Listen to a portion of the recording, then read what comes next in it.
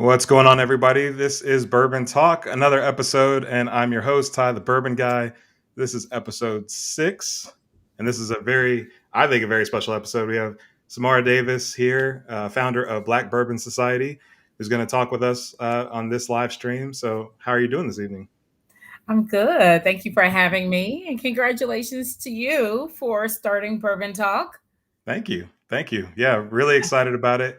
We kind of talked briefly, but my idea was to, kind of bring people within all around the whiskey industry, people involved, whether it's through different organizations or clubs, people from the distillery side, liquor store side, enthusiast side, people that are new to it, and just kind of bring everybody together. So, definitely appreciate you coming on the show this evening and really looking forward to it. So, for those that may not be familiar with yourself or Black Bourbon Society, why don't you give us a little rundown of all of that? Well, hi. I see some comments coming in. Hi there. I'm Samara Davis. As I said, I'm the founder of Black Bourbon Society. I started BBS 5 years ago. We're in our 5th anniversary this year. Congratulations. Thank you. But we are, 5 years into this industry, and I started it when I realized that there wasn't a lot of inclusion, there wasn't a lot of diversity in this space. I was planning events for a brand up in San Francisco at the time, and I just so happened to ask, like, who am I planning these events for? I was working with a brand, doing some third party work. And I was like, who is the audience? Who's the target audience for this? And it was then that I realized that there wasn't really anything catered to us, people of color, outside of the urban demographic. Urban demographic, we've all been a part of it, freshly legal age of drinking, 2021. College scene, kind of like shut the club down party scene, um, hip hop scene. That's what is described as the urban demographic. But outside of that, African Americans really aren't catered to in the industry. Whereas, like, bourbon, for instance, bourbon's main demographic is middle-aged white men, and they go after that demographic very hard. They also go after more sophisticated white clientele when they're looking for their premium products or even for scotches and international whiskeys, but nothing is ever really geared towards us. And I found that awfully problematic, because I drank whiskey, my friends drank whiskey, and I was too old at that time. I'm still too old to be a part of the urban demographic. But I wanted to attend these fabulous events that I was creating for the brands, and I wanted my friends to be there. So I created BBS as a way to show the industry that we do exist, and that our audience was worth investing in and worth marketing and getting to know. Not only just for the fact that we needed to be marketed whiskey, but we needed to be valued as a consumer base. And I really wanted them to value us as a consumer base and really, invest in us just like we invest in the brands. Yeah, and I think that's like when I first came across Black Bourbon Society, I was just like, for myself to get into bourbon, it's like you said, especially with everything that's gone on recently. I'm sure you can only imagine. I'm sure you probably get them too. Some of these messages that I get on my Instagram or whatever, and sometimes it can be kind of disheartening because it's like there's so many people, and that's what I've really enjoyed lately is just whether it's people of color or females or like whatever. There's so many people that are involved in bourbon and doing amazing things right now, and that have been doing amazing things.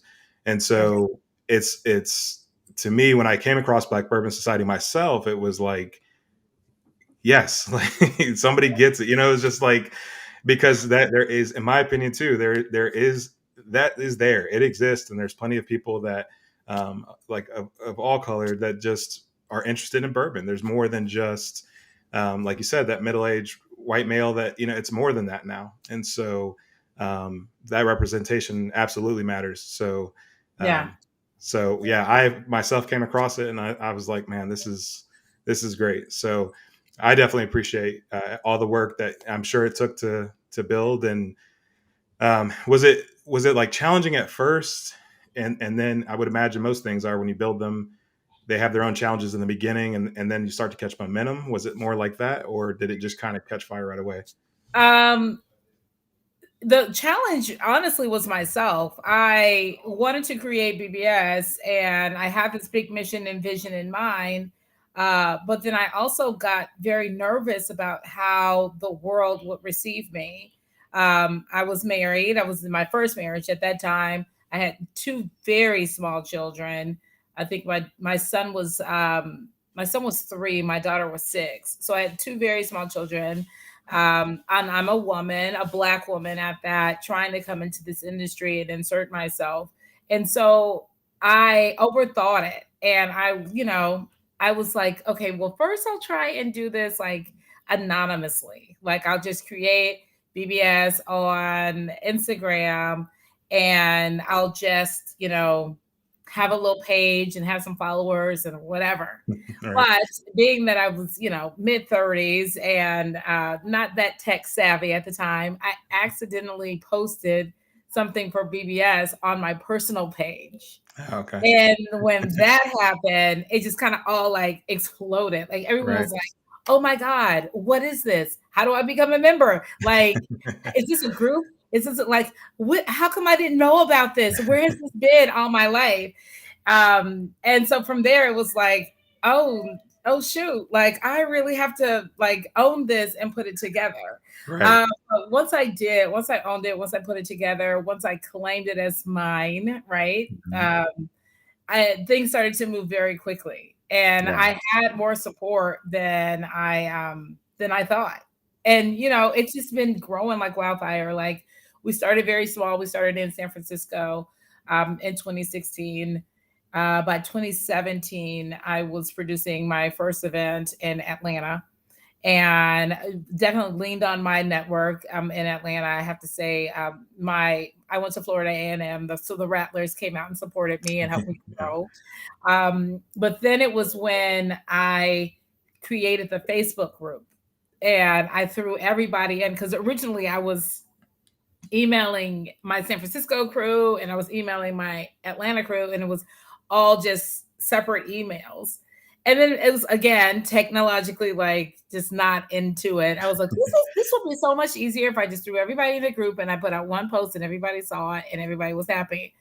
Right. And that again became this beautiful oops because folks started inviting other friends and they started inviting their other friends. And next thing you know, we've got thousands of people in this group who are major bourbon collectors and who have been drinking and who were really like I call them my day ones. They've been a part Mhm. of it since the very beginning, believed in the mission, and have just been pushing and pushing me ever since. So I stumbled my way in the beginning. Once Right. I got out of my own way, I just kind of fell into this nice rhythm and the momentum really did grow.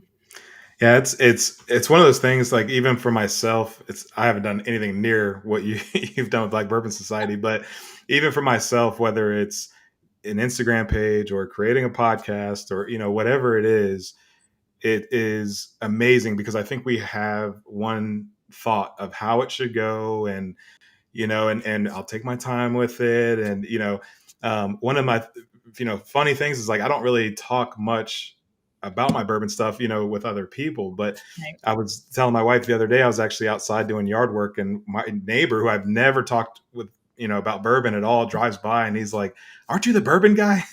And so he's like, "I just realized you're the bourbon guy." And so it's like, it's like, I've never talked to my neighbor about it, but yet here's somebody that lives right next door that's so enthusiastic about bourbon. Right.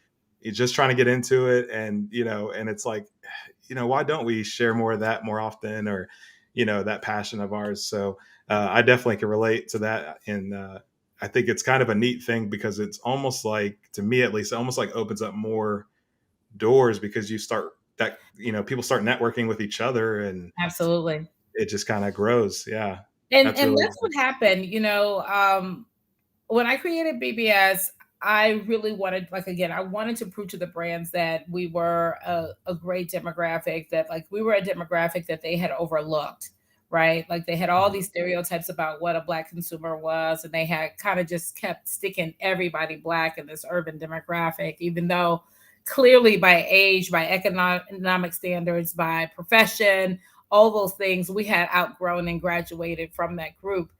They still weren't really ready to recognize that African Americans had growth beyond that demographic. So I was so focused on that I forgot I was also creating community at the same time. mhm. And it didn't dawn on me until I created my first event in San Francisco.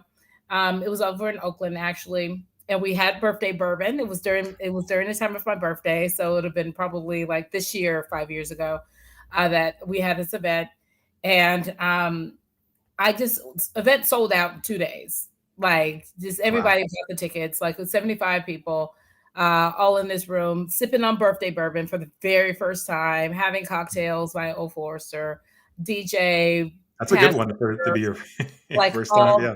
all the nines, right? Right. Fabulous event. But I stood back at the end of the event and I just kind of surveyed the room. And I just looked at my Mhm, guests that were there. And I saw business deals going down at the bar. I mm. saw people exchanging business cards. I saw Wow. women with their girlfriends laughing and having a good time in a safe Mhm, space. I saw my friend who worked for Google connecting with my friend who's a marketing agent or a marketing consultant. And I saw them starting to interact and really have these amazing conversations. And it was then that I realized the net worth of the room. mm, And I was just like, this is way bigger than bourbon. This is mhm, like bourbon is what brings us together. It's like the common denominator. But mhm, really, what we did was we put 75 African Americans, talented, amazing, middle aged African American professionals, all in a mhm. room, college degrees, all working for tech industries, all working for lawyers or law firms, all entrepreneurs. We stuck them all in the same room. We gave them a cocktail, and all their egos disappeared.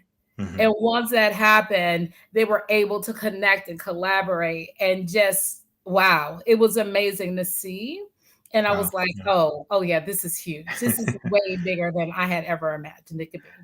Yeah, and I'd be curious to, just from your perspective, because you've talked about how you worked with brands, before and all that. I mean, the key word, I think, that it's a shame that it is overlooked, but it's just in my opinion it is overlooked, that you said it's talented. I mean, there Mhm. are so many people doing so many amazing things, and not just within bourbon or what. I mean, just so whether it was when I would talk with my dad as a kid, and football and basketball, these athletes, but there's so many more talented people out there. Yeah. And I think that's, so I'm curious, like, some of the brands maybe that you worked with before that had this idea of that, this demographic. I would assume that they were skipping Yeah. over the doctors, the attorneys, the They marketers, were blown away. They yeah, were blown away. They couldn't believe it. And I mean, this is just us being regular, right? right, right, But these brands, and we have to admit, most of these brands are out of the middle of nowhere, Kentucky. right. Like they don't see the version of blackness in San Francisco or Oakland or in Atlanta or in Houston. Like they don't see this on our daily basis. They Mhm, go off of what they know, which is really limited right. sometimes. And so yeah, this was an eye-opening experience for them, and they were like, whoa, we had no idea. Right. Like we want to continue to work with you, we want to continue to do this. And so yeah, so from there, like I never had any issues with the brands and producing events or having partnerships, because immediately they could see the value in the Mhm. consumer immediately. Yeah, and there was actually, so I had already been, following Black Bourbon Society, and then my father-in-law was actually watching like some antique show and they featured Joe Louis bourbon. Mhm. So then Yeah, he Googles it and he finds a bottle and he, because he's most people, I'm sure you probably heard it. Most people, it's like, I know you like bourbon. I saw this TV show and they had it, so I bought it for you. Here's a bottle, and it's like I'm never going to turn down free bourbon. So, right. um, but he actually brought me this bottle, and I'd heard about it, but I hadn't really tried it. I haven't really been into that brand, and so it's just not on the shelves here. Yeah. Um, and so I start looking it up, and then I saw that, and I guess I'll let you tell the rest of the story. But were you working with them? Was that one of the brands that you've worked with? Yeah, I consulted with them on, their bottle design, Okay. and, I had some very frank conversations, and Hmm. sometimes my conversations are a little too frank and kind of push the brands away. Um, Right. but, we had some conversations about the way their brand was represented, especially as a white brand that's Hmm. has a bottle with a black man's face on it. Hmm. So that's the other part of the work that I've done, and what this has really morphed in over the 5 years is really having conversations about diversity and inclusion, not just from a consumer perspective, but from a brand perspective and an internal like company perspective. And a lot of these, again, a lot of the brands are small Hmm. and they're working in silos. And so they have no idea how their brand would be received by an audience like mine. Hmm. So we have to have these conversations. And I forgot what we did, but we ended up changing the background of the bottle because it had Hmm. an image of Joe Louis on the front. And then it had like this had an audience of Hmm. I'm just gonna be honest, I don't think I would sign an NDA, but it had an audience of all white males in the Hmm. background, like kind of like rooting on, like like in boxing matches. We also Right. saw them on Saturday, how they could be like rah rah rah, like kind of like Right. angrily like in the moment watching this man fight. And I didn't appreciate that image. I didn't think it really spoke to what Joe Louis was as a person and as a boxer. And I also I took it from the perspective of, Joe Louis fought in a day when African Americans couldn't even go to see him fight Hmm. because of integration. I mean Right. segregation. We had to listen to him on the radio. Or, Hmm. and so they changed the image. I forgot what they ended up changing the image to, but they got rid of that audience of all Hmm. white males that were, could be at a Joe Louis fight and made it a little bit more inclusive and took into consideration if you're going after a black consumer, then it needs to represent just the person, Yeah. not the audience as well. We Right. don't need to be reminded Right. we weren't there. We weren't allowed to be there. Right. Yeah, and that's so important. I mean, it's because I actually, with my, especially over the past year or two, the company I actually work for, I've done some work with them on this same concept. Is what are Mhm. we missing, type of thing, and Right. it's so important. I mean, and that's probably like a whole, we can go down that whole path too. But it's like, I think that especially with in something like whiskey, it's like Mhm.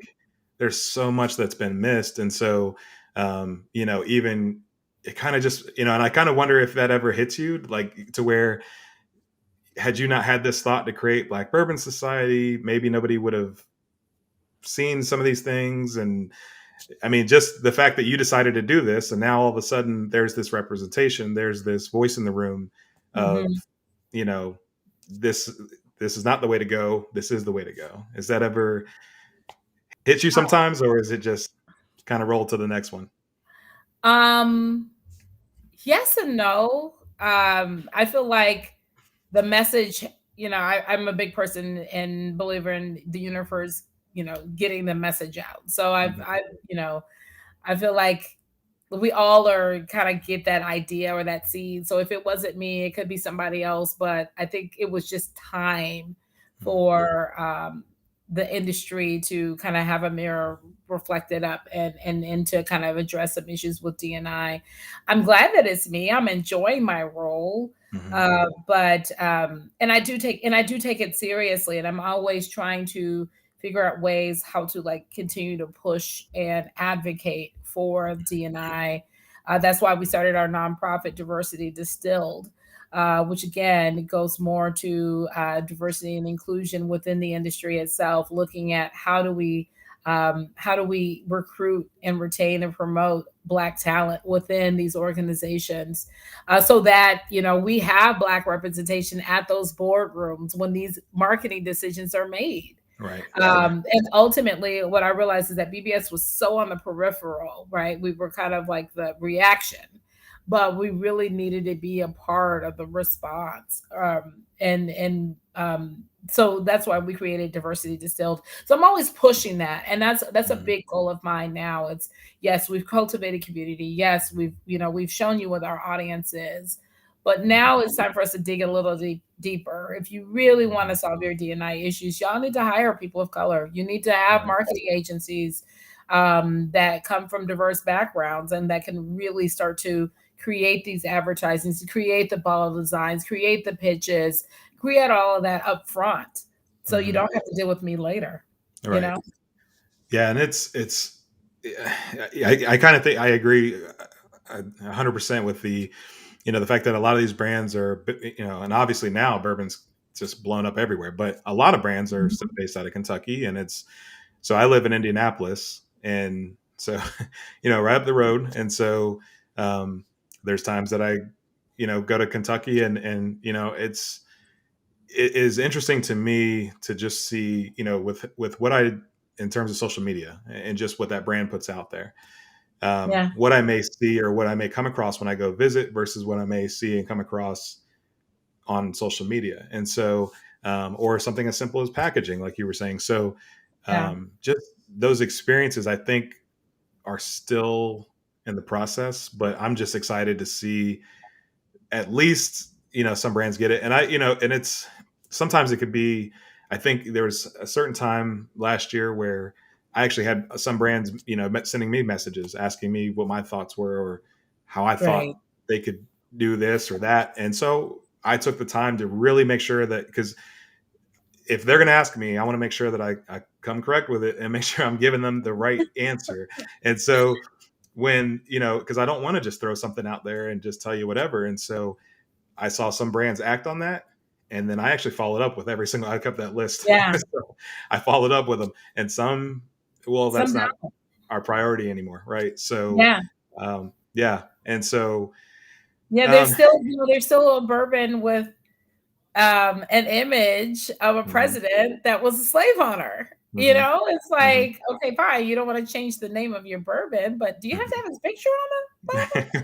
Right, Like, like right, and there's you just so don't many have things that, to. yeah, so many things that you don't, that it's just missed. It's just and I think it's fair to say it's missed only until it's pointed out to you, because once it's pointed out to you, now it's no longer missed. It's just You're aware, and right. that's the You're thing. aware. You're just It's like once I make you aware, hmm right? Now you have to make a conscious decision on hmm if you're going to do something about it, if you're going to address it, or if you're going to consciously ignore it and continue to do the wrong thing. right. Absolutely. Yeah. You know? It's been.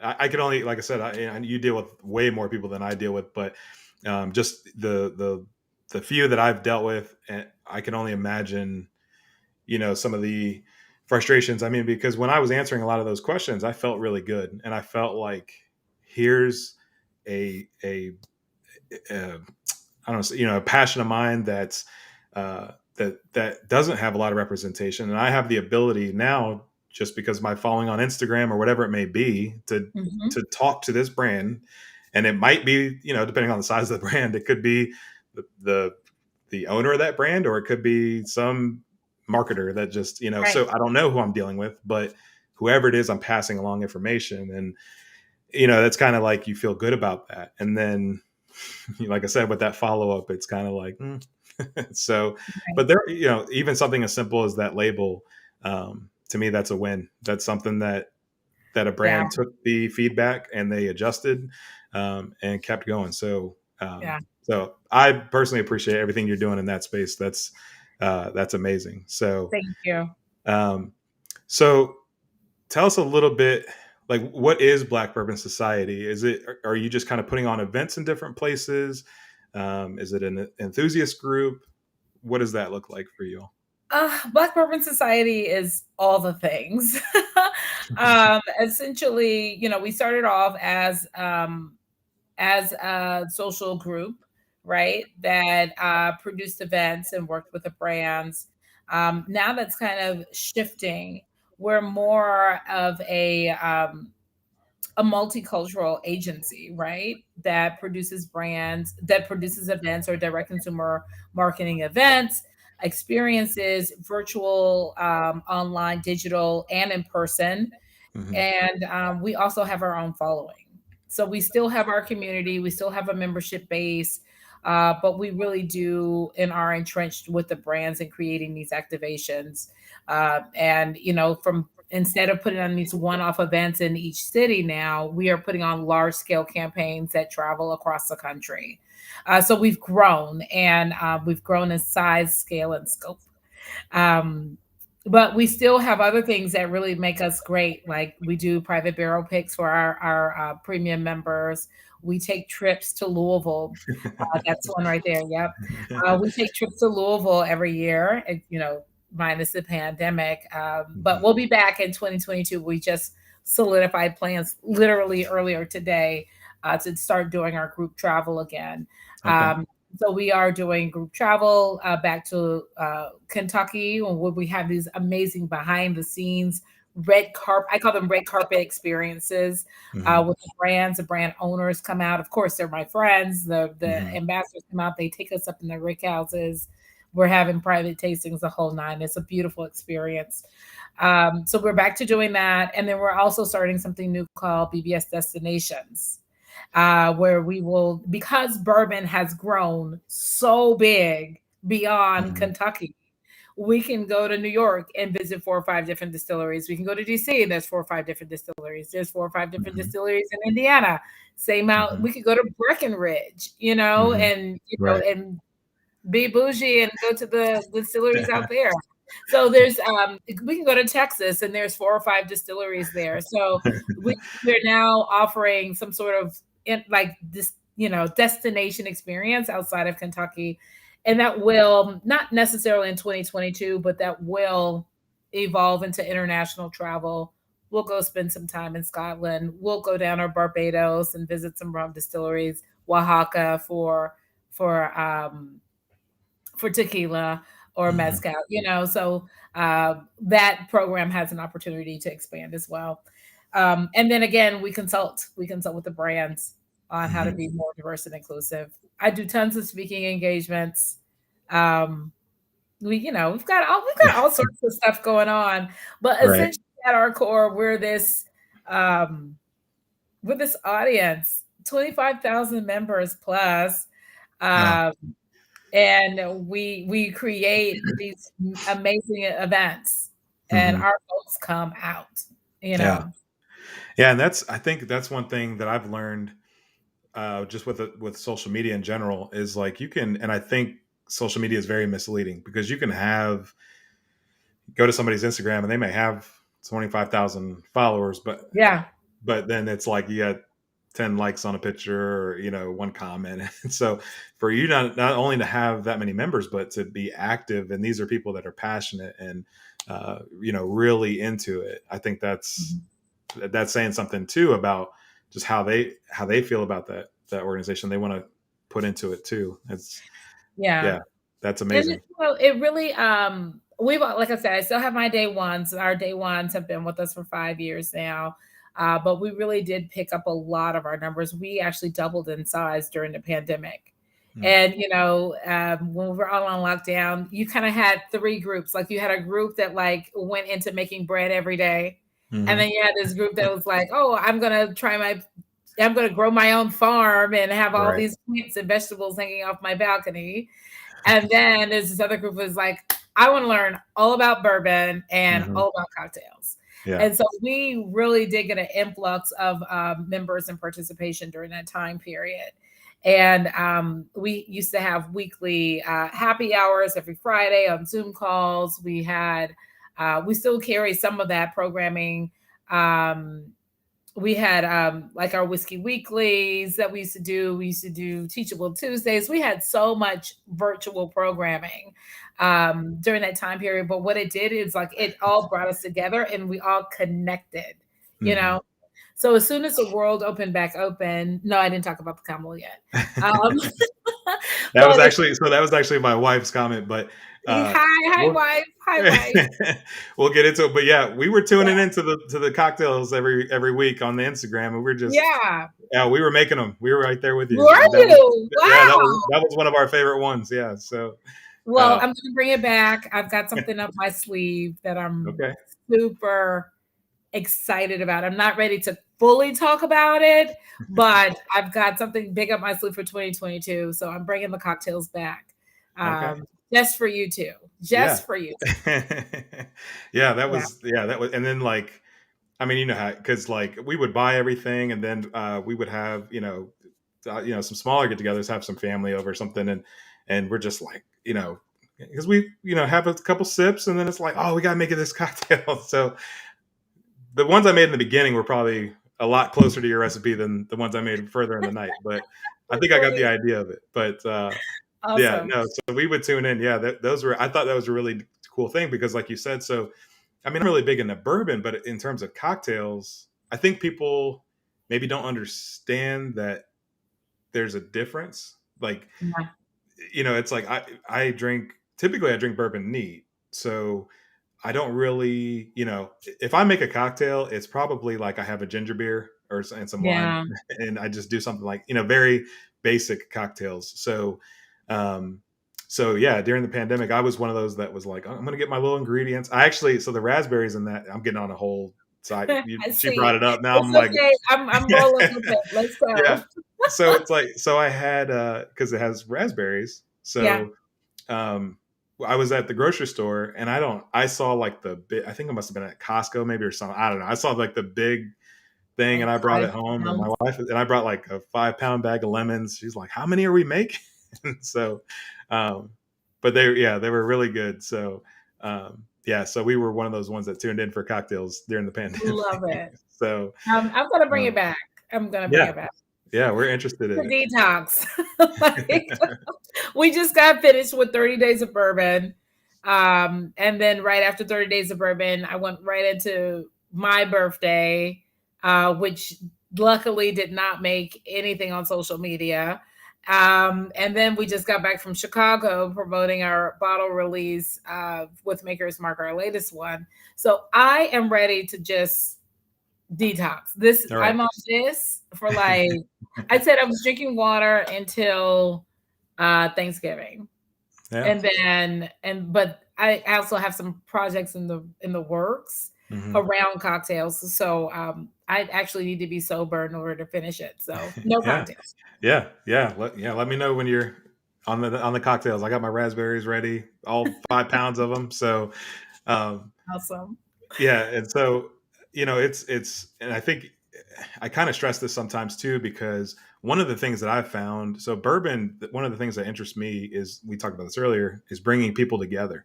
Yeah. And there are people that are actually, whether it's watching this stream right now or just follow me, that have messaged me that don't even drink, and um, they just are supportive. I mean, there's plenty of people that, whether it's just because it's a passion of mine or whatever, and they follow, and so one of the things I always stress is, even with just because I post every day doesn't mean that I'm grabbing that drink or doing and Right. I think, again, that's where social media, there's that disconnect. And so Right.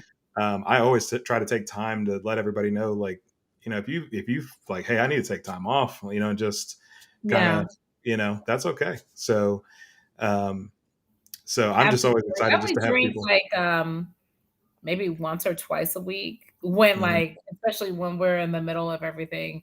But it is hard when we're doing events, when we're at activations, mhm. when I like this event that we did over the weekend. I curated all of the cocktails on the menu. So of course Right. I want to try them all. I You have want to to try them. Right. I made it up in my head. I want to actually see if it tastes good. Right. So like, or if the bartenders did a good job with it. So Right. yeah. Yeah.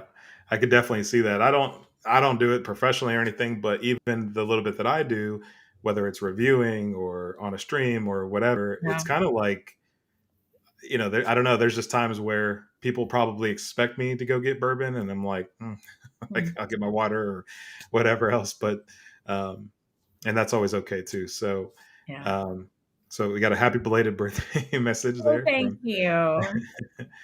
Um, yeah, one more comment here. Lots going on. Cool, you guys do consulting. It's so needed. Thank you. Yeah, I really enjoy the consulting piece.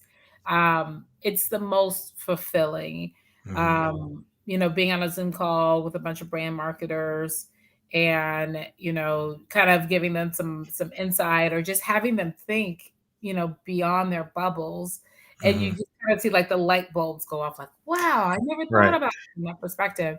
Hmm. But consulting is really it's fulfilling work for me. I really enjoy it. Yeah, that's really neat. Um, yeah, I'm really excited that you guys do that. Yeah. Um, so we talked a little bit earlier about some of the barrel picks that you all have done. Mhm. So I have this one. I'll hold up for the camera. Yay. That's a baby. So That's our first one. this is the first one, right? Yeah. So so it's really funny. I don't. So I have. If you look at what I have in terms of bourbon, my basement, I have. I hope my wife's not. Well, she already knows they're down there, but it's like turn away.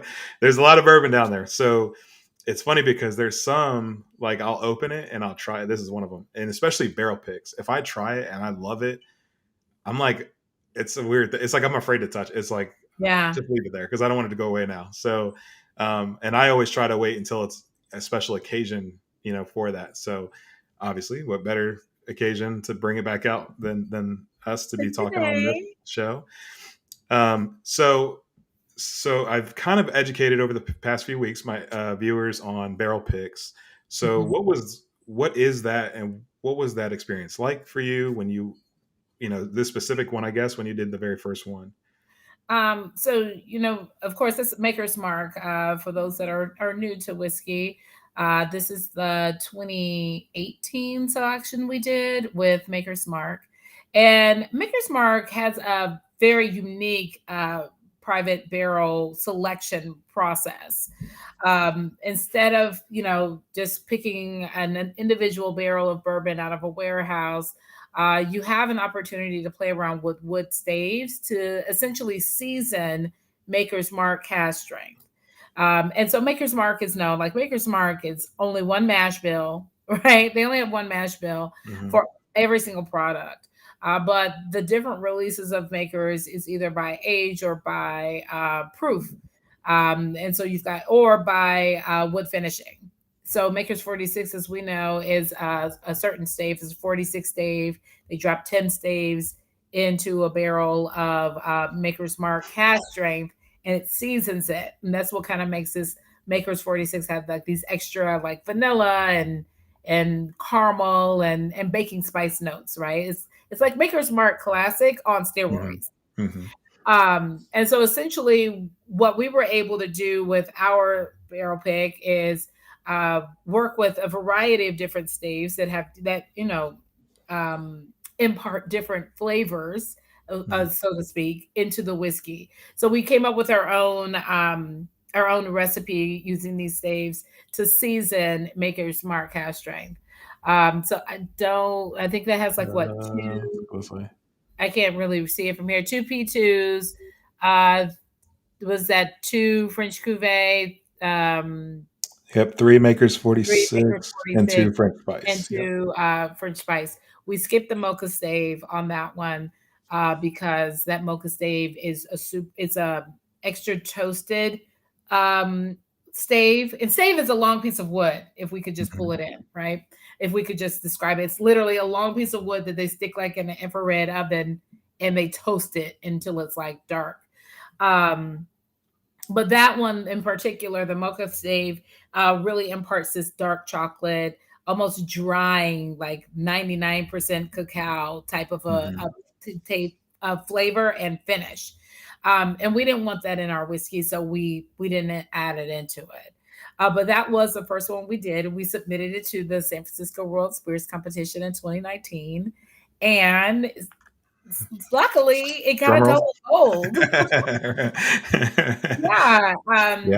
so it got a double gold award, which is actually the highest mark any Maker's Mark product has ever gotten. Hmm. Um, so we And were, that's amazing. I mean, I know some people may not grasp that, but that's an amazing accomplishment yeah, for a barrel pick. I mean, yeah, that's yeah. I when I because I think by that point I already had it. Maybe when I'm trying to remember now the timeline, hmm, um, but I just remember seeing that and I was like, that doesn't happen. Like, I mean, for yeah, a barrel pick itself to outdo, the the product actual itself, right? right, right. I thought, Absolutely. man, that's amazing, and that's where and maybe that's I'm trying to remember now. Maybe I saw that, and maybe that's what made me say I have to Absolutely. get that bottle. Yeah. Yeah. Um, and so I told you the story before, but so I messaged you and I said that I have to get that bottle. Somehow I'm going to get to Atlanta, and then you made a comment about well, either Atlanta or if you can get to Houston because we have it in Houston as well. And I said I know someone in Houston, um, and so I asked you where, and I sent him the address, and he's like, it's like 5 minutes away, and so yeah, I'm like, get in the car now, go. So I should have told him to buy more bottles, but um, if he was paying, he should have bought more bottles. Yeah. But and so yeah, and so I ended up with this, and it was such like a I don't know, it was an exciting. I remember that day because it was just like for you to tell me Houston, for me to send it to him. And we talked earlier, Houston's massive, so Yeah. I don't care if it was an hour away. I would have made him Yeah. He drive would that have did hour it. anyway.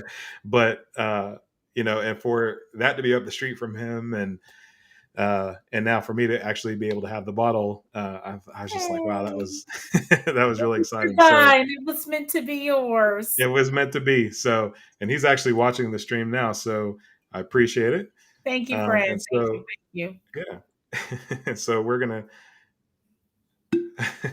so we'll put the comment up here. Right. Yeah, They're I'll go probably back. not there anymore. It's baby and pizza. I love it. Yeah, that's how it all works with us. Is I'll buy you a pizza. Just go get me the go get me the bourbon. Yeah. So um, yeah, so it all worked out. Yeah, it did work out. So it so we talked a little bit, like I said in previous streams, about barrel picks and the fact that um, it's so rare because even if you all go back and pick, which I know you've picked since then, if Black Bourbon Society goes back and picks, it's not going to be. And Maker's Mark is a little different. I mean, just because of the Mhm. recipes, so you can Yeah. find right. They're But a so lot of unique. the times, it's like, and there's some. I kind of have this. I need to like narrow it down with brands, but I have this theory where some, whether they're picks or single barrels, they all still kind of go in this direction. And then there's other like New Riff is one. I've actually got a chance to talk with the founder of New Riff and Mhm. about their single barrels, and I told him that I've had like them back to back, and or next to each other, and I'm like, it doesn't even taste like the same thing. It's like so Right. drastically different. Um, and he explained as to why. And so, with barrel picks, it's like when you have one that's that's a double gold award winning, it's like this is a special occasion one. So Okay. um, I know this is the first one, and this one was a while ago. But do you remember any like notes or anything? I didn't prep you ahead of time with that, but I don't know if you just knew off the top of your head. But So for me, that one reminds me of a caramel apple bomb. So it like kind of hits you with caramel on the front, and then it's got like this bright green apple that kicks in. And then again, that caramel comes right back and towards the middle palate, and it has this mhm, nice that French spice comes in on the back end. So it still reminds you that it's full proof. It still reminds you that it's mhm, 110 proof. Um, but it's got like this roller coaster of flavor that comes through. Hmm. Yeah, I Yeah, mean, that's and that. still my favorite. That's still my baby, you know? Mhm. So, Yeah, and it's really interesting because with the and I know they took the mocha stave out mhm. now, but when I first had this, so I think I'm trying to remember. I think I just opened it maybe and poured a glass, and I took a sip, and I think you kind of talked about earlier that mocha stave, in my opinion, was very overpowering. Mhm. So if it was done right, I like it, if that makes sense. But Yeah. it just was such a strong stave. So when I took a sip of this, it didn't obviously have any of that, and so I immediately turned it around and looked at the back, and it was like, because the first thought I had is, again, if I have, because I actually Yeah. have quite a few of the private selects, so for you to, it's like, okay, this one kind of different from this one, kind of different from that one, but when I drank this one, it was like, this is like this is like a different whiskey, and so the mocha stave was the Yeah. reason. It's just that mocha save was so hard to balance, you Hmm. know. And again, of like we go back to how we approach cocktails, right? Like Hmm. you have to have this balance, and when you make cocktails, the same thing with your whiskey. Your whiskey, even when you drink it neat, has to be balanced. You don't want it to be super sweet on the front end and then super hot on the back end. Like it all just kind of has to, it all has to marry Flow. in some sort of way. Right. It's got to Yeah. flow, you Yeah. know. Or you just don't want it to have any flavor on the palate and it's just all burn on the back end, which some Hmm. of the higher proofs tend to do. You know, so you want that flavor, you want that balance to come in, you want to be able to recognize some notes. You just don't want it to blow your palate being Right. hot, you know. Yeah. Yeah. There's Um, I get that question a lot. Whether it's what's your favorite bourbon, or what makes a bourbon good for you, and I don't nobody likes my answer ever because I always say it depends or like yes, and so they're like, no, like, what if you had one bourbon, and I'm like, it just depends. I can't answer the question. So yeah, depends on but the for me, day, depends on the mood. it kind of reminds me of food. So like my family is real big on spicy food, and um, if and they'll just eat like, I don't. So Indianapolis is known. They have a place out here that's known for their. It's a cocktail sauce, but it has horseradish. I mean, just all types of spice. So I took it out to my family on the East Coast, and in Virginia, my uncle actually put hot sauce like in it, and I was like, no, like, you don't. It's good. Like, don't worry about it. And he's like, no, no, you gotta, So he's loading it up, and so I thought about that with bourbon. So for me, when it comes to food, if the spice adds value and flavor to the food, then I enjoy it. But if it's just Right, hot to be hot, then it's like, it's not the same for me. right, And so I kind of equated that to bourbon. And so with bourbon, with the proof, and sometimes it's not even the proof, it's just a spicier, the way it drinks maybe. mhm. For me personally. So like you said, I enjoy more of well balanced. So if it's sweet up front, kind of goes into that smooth, and then spice on the back end, or whatever it Yeah. may be. That's Because what some makes it people good. want to taste their whiskey, other people want to feel their whiskey. And like, That's a good way to you put know, it. if you've had a rough day and Mhm. you just need something to punch you in the throat, by all means, just go for it. You know, Right. like you need Right. to feel it. But yeah, ultimately, you want to be able to sip and savor Right. your bourbon. Like bourbon is an experience. You're not Hmm. doing it to get drunk. You're not shooting. It's not tequila. You're not going to shoot it back. You Hmm. know, so it's like you want to be able to sip and savor. But Hmm. yeah, I think it is a difference between sipping your whiskey versus feeling it. You Mm. know, some Yeah, folks that's a good feel way the to put punch it. and they're like, yes, I like that. Right. Yeah. Yeah, that's a good way to put it. Yeah, there's some, and I always say it depends on the situation too. So, um, I kind of make the joke because it's like there's some whiskeys that I only grab when it's actually snowing outside. Yeah. And so the fact that I live in Indianapolis, it's like it's snowing all the time. So I grab Winter those is whiskeys coming. often. Um, but yeah, it's and there's been a few people that I've had on the show where we talked about just the proof, and I like cocktails, I like different things, and I like to experiment with bourbon. And there's ones that I've opened and I've not liked, and I've gone back to and I enjoyed, and Mhm. there's ones that I thought maybe I didn't like, and then people come over, and then that changes my experience just by Yeah. being around other people. I mean, you kind of talked about events, going to an event, and somebody, I don't remember what it was I was doing, but somebody actually asked me that if I felt like that changes your perception of the bourbon, and I absolutely think it Yeah. does. Um, Whether it's a memory or something like that. So um, we have another question here. Where do you see Black Bourbon Society in the next few years? Could you see a brick and mortar Black Bourbon Society bar, speakeasy style establishment? Something like that in Atlanta sounds amazing. No. Uh, I don't see BBS becoming a brick and mortar. I think we actually limit ourselves when we are stuck sticking ourselves in one city. We like the national approach. I like the international approach, and I really want to push it to be more international. And again, I'd rather frequent a Black owned bar and restaurant than to become their competitor.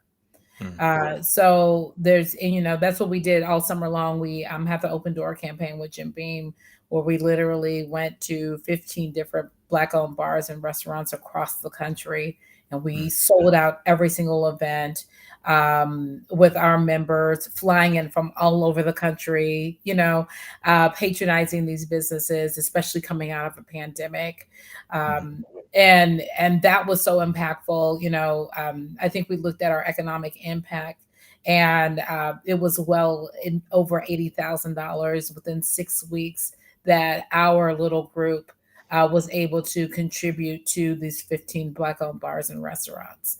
So Wow. I'm not interested in becoming their competitor at all. I want to use my influence and my audience to support those existing ones that are already out there.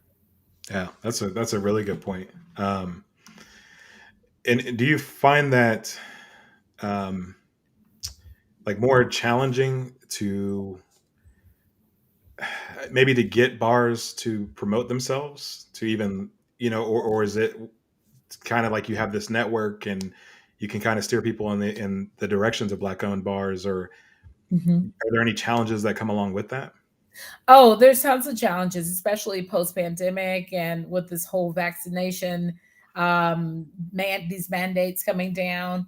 A lot of bartenders have decided not to go back into the industry. Mm. So Black-owned bars and the restaurants, if they survived the past year and a half, they're short on staff. Hmm. And so they are trying to find workers, and they're trying to find bartenders to come back and work in their establishment. So that's hard. Advertising is also hard for them. So we give tips and we try to help consult. But, and some are open to it, and some are, they're just kind of used to doing things the way that they are, that they've been doing it. But we played all sorts of roles. I was behind the bar making mimosas in DC. I was in New York making cocktails. We were serving food all over the place. Like, we still came out and support these restaurants and Hmm. bars even if they didn't have the staff. And when they didn't have the staff, my staff kicked in. We hired bartenders in Chicago. Yeah, that's You so know, great. the Hmm. entire weekend, we had to supply each one of those restaurants with bartenders because they didn't have Wow. it. I mean, and is that something, because so with Black Bourbon Society, is it one of those things that people got involved because they just enjoyed bourbon, and then they found there's all these other things we can do, or is Yeah. it more of like they kind of jump in and want to do those things immediately, or is it kind of a mix of both? It's kind of like come for the bourbon, stay for the community. Right. You know, Okay. I can I see. think they came with a curiosity around bourbon, wanting to know what it is, wanting to know what the hype is all about. Because Hmm. again, bourbon is so trendy. Hmm. But then I think they realized that they stumbled upon a very knowledgeable and exciting community, very engaging Hmm. community. And that's what keeps them involved. That's what makes them fall in love with BBS. That's yeah. That's and I mean, because I knew about the consulting and some of those things, and I wasn't even aware of the like what you just mentioned about the bartenders. That's Yeah. amazing that you were able to kind of step in and help them there. Yeah. And I actually grew up right outside of DC, so the next time you're in DC, we're gonna time it. Absolutely. Come But on through. And if I put you to work, I'm so sorry, right, but no, we it's okay. understand. Yeah, I got my We five say pounds of everything. raspberries. I'm ready to make my cocktails. Yes. See? So yeah, no, that's exciting. So um, for anybody that may be watching, or that maybe will watch this on a stream later, that maybe is interested in either learning more about Black Bourbon Society or being a member, how would they go about that? Best way to, find out more about Black Bourbon Society is to visit our website, blackbourbonsociety.com.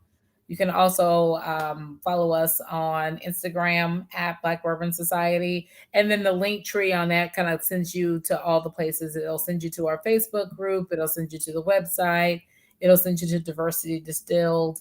So yeah. So just I'm putting Sprite in everything. No, absolutely not. No Sprite. Um, but yes. He also put Sprite. I had a bottle of Blanton's one time, and he came to visit me, and I don't remember whether I had something else, and I said, "Here you go. You can throw Sprite in this all day." And then uh, I left him for a few minutes, and I came back, and my Blanton's was open, and he was Sprite every yeah. So he put Sprite in everything. So funny story, and then I think we should probably hang it up after this. My ex-husband, so I dumped my husband. That one, I got married again. My husband at the time when I first started at BBS, I had a bottle of Russell's Reserve 10-year that the brand had given me after we did this fabulous derby party for them in Oakland. And it wasn't open. I was saving it for a special occasion. So it was just kind of sitting there. It was kind of like my pat on the back for pulling off this derby event. Mm-hmm. Anyways, I think I went to the grocery store with my kids and then come back after like juggling all the groceries up the stairs, kids screaming and hollering everywhere. And I, walk into the living room, and ex-husband is sitting there with his brother who happened to be in town with their feet propped up, my Russell's 10-year, Oh no. half drank and with Mexican Coke, with Mexican Coke. And Oh man. I think I just lost it. I lost it. Not only because he makes my Russell Senior with Mexican Coke, but also Mm-hmm. because of some of the other things that was happening in Right. that day. Yeah. But yeah, needless to say, about 6 months after that, I filed. Yeah. Yeah. That's my wife's comment with the emoji. Yeah. Yes. So yeah, I'll help you with the groceries. You don't have to worry about about that. Uh, Yeah, but so I put a so you took huge dent in my bottles, brand new bottle. I know that's with the Blanton story. He's gonna give me a hard time later for bringing it up. But he opened up my Blantons, and and that was like when that would have been like 2000, I think like 14 or 15, and I was just kind of getting in. I was always into bourbon. That was like Blanton's was that first bottle because that's when you could still just get it. But it was Yeah. for me. I'm like, I spent $60 on this bottle, and it's Blanton's, and everybody's telling me, It's great. and he put just through his, and I'm like, we could have gotten to the store and got a $15 something, for your Sprite, but yeah, so that's just You him, could have and got so some he called me Everglades bougie and everything Red. else. Yeah, it's whatever, but so and so I joke with him and say, if you want to throw Sprite, that's fine, but go in this direction. Try some of these for your Sprite. Um, so you talked a little bit about, and we're kind of wrapping up here, but so you talked about Black Bourbon Society, kind of some of the things in the future. What about just yourself? Are there other, whether it's working with more brands or Mhm. what's in the future for you? I feel like I'm in another moment of transition here. I've got this project that I'm working on for 2022. Um, I want to write a book, and so I want to write a book, and it'll be a fun book. So we'll Okay. figure out all that stuff later. Well, and everybody here is going to buy it, so there you Yes, we'll see when it comes out. go. So yeah, I want to transition into that. I'm also wanting to do more personal projects. And I really believe that my legacy is going to be around women's empowerment and helping women to pursue their personal passions and to let go of the fear of that they may have that may be blocking them from really stepping in, walking in their purpose. Mm, And I didn't realize Black Bourbon Society was my purpose, and I kind of alluded to it in the beginning, but I was very intimidated by my own vision that mm, and I kind of stumbled my way into it in the mhm, beginning because I was blocking myself. And there are a lot of women who face those roadblocks, who come up with excuses of being the wife, being the mother with the young children, having to appear a certain way and amongst their social network, that they may not want to just jump out and really take that risk and follow their true passions. mm. um, and so that is really what I want to work on now, is helping women to find that path and to be bold and courageous enough to go do it, even if they have to file after their husbands drink their whiskey. So Yeah, that's amazing. I think I'm really excited. So everybody that is here this evening watching, that's not following you on social media, I know I follow you. I think it's just about on everything, but make yeah. sure you all are following Black Bourbon Society on Instagram, Twitter. You said Facebook, right? Yeah, I'm not so much active All on the Twitter, things. so Okay. we'll talk about that another day. But you said And you have the link tree on the Instagram, right? So yeah, they the should be link able to tree is find. on there. Yeah, Okay. and honestly, like um, I'm looking for new ways to just really get my voice out. So I'll be posting again. I kind of took a break and posting on my personal page. Um, but y'all about Yeah. to get all this truth and all this women's empowerment and Yeah. all of that stuff while also Yep. sipping whiskey. So Right. I'm ready for it. Yeah. Post away. thank you. So yeah. So everybody that's here watching this evening, make sure you're following. I know I'm really excited just to hear some of the things coming up. Really excited to see what's going to happen and Yeah. all the change that you've already made, and then the change that's coming. Yeah, that's amazing. So I appreciate you being on the show this evening. Thank Everybody's you. going to go Thank you follow for you. Everybody's having going to buy me. your book when it comes out. Everybody's got their raspberries for the cocktails and their Sprite, so we're good. Uh, so I appreciate you coming on the show, and everybody else Yeah. that's watching. I will see you next Tuesday, 8 o'clock Eastern, for another episode of Bourbon Talk. Have a good night.